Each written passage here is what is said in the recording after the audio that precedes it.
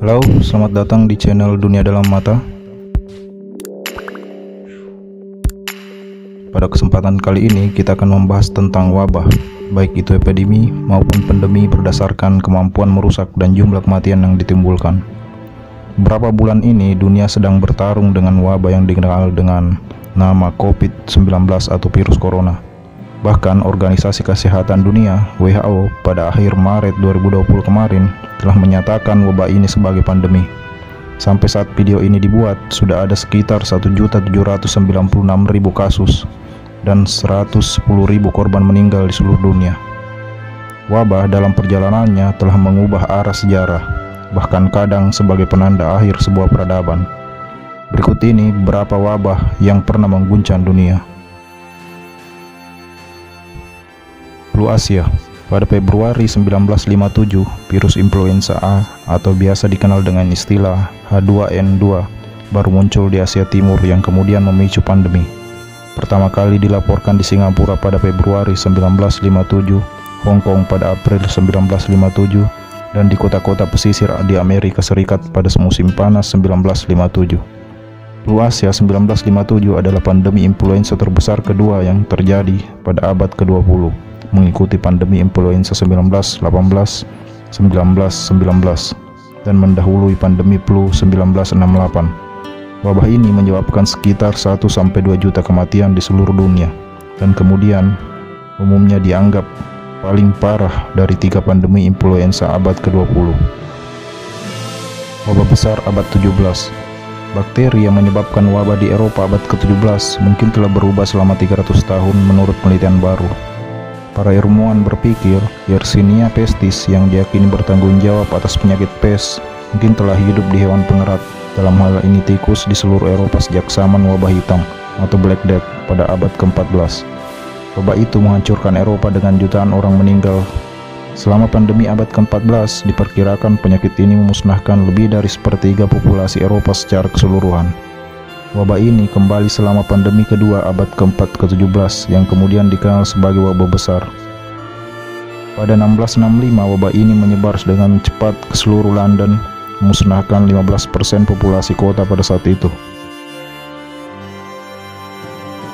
Wabah Antonine. Wabah hitam bukan satu-satunya wabah yang memiliki dampak besar pada sejarah Eropa. Dalam hal ini kita akan mengenal tentang wabah Antonine dan bagaimana itu mempengaruhi Kekaisaran Romawi. Ketika tentara kembali ke Kekaisaran Romawi dari peperangan, mereka tak lupa membawa rampasan kemenangan. Wabah Antonine yang mungkin merupakan cacar menghancurkan tentara dan mungkin telah menewaskan lebih dari 5 juta orang di Kekaisaran Romawi. Banyak sejarawan percaya bahwa wabah pertama kali dibawa ke Kekaisaran Romawi oleh tentara yang kembali ke rumah setelah berperang. Setelah 180 Masehi, ketidakstabilan tumbuh di seluruh Kekaisaran Romawi karena mereka mengalami lebih banyak perang sipil dan invasi oleh kelompok-kelompok barbar. Kekristenan menjadi semakin populer pada masa setelah wabah itu terjadi. Wabah ketiga. Pandemi wabah ketiga adalah pandemi yang pertama kali muncul di Yunan, Cina.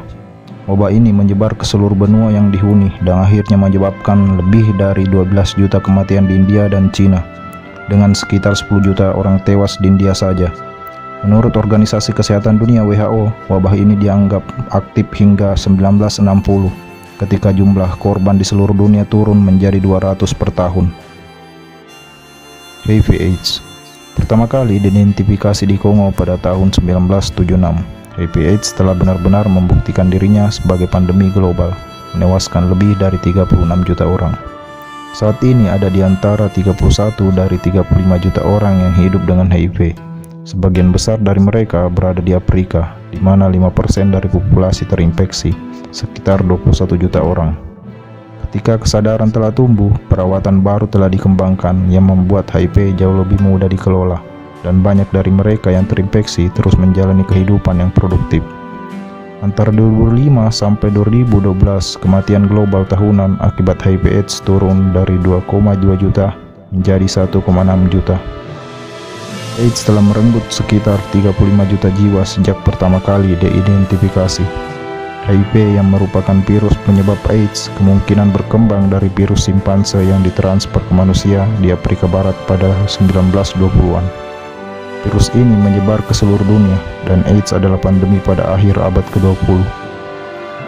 Selama beberapa dekade, penyakit ini tidak memiliki obat yang diketahui, tapi pengobatan yang dikembangkan pada 1990-an sampai sekarang memungkinkan orang dengan penyakit ini untuk hidup normal dengan perawatan teratur. Yang lebih menggembirakan, 2 orang telah disembuhkan dari HIV pada awal 2020.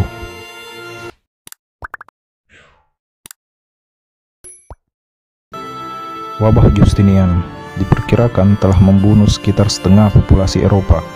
Wabah Justinian adalah wabah penyakit pes yang menimpa Kekaisaran Bizantium dan kota-kota pelabuhan Mediterania, menewaskan hingga 25 juta orang pada tahun-tahun terakhir terornya. Wabah Justinian meninggalkan jejaknya di dunia, menewaskan hingga 1/4 populasi Mediterania Timur dan menghancurkan kota Konstantinopel, di mana pada puncaknya diperkirakan membunuh 5.000 orang per hari, dan akhirnya mengakibatkan kematian 40% dari populasi saat itu. Flu Spanyol diperkirakan 500 juta orang dari Laut Selatan ke Kutub Utara menjadi korban flu Spanyol. 1/5 dari mereka meninggal, dengan beberapa komunitas adat didorong ke ambang kepunahan. Penyebaran flu dan kematian meningkat oleh kondisi tentara dan nutrisi masa perang yang buruk yang dialami banyak orang selama Perang Dunia I. Meskipun bernama flu Spanyol, penyakit ini kemungkinan tidak dimulai di Spanyol. Spanyol adalah negara netral selama perang dan tidak memberlakukan sensor ketat terhadap persnya, yang karenanya dapat dengan bebas menerbitkan laporan awal penyakit tersebut. Akibatnya orang-orang salah percaya bahwa penyakit itu khusus untuk Spanyol. Smallpox. Sejarah cacar meluas. Penyakit ini kemungkinan muncul pada populasi manusia sekitar 10.000 tahun sebelum Masehi. Bukti paling awal dari penyakit cacar ditemukan di mumi orang Mesir yang meninggal sekitar 3.000 tahun yang lalu.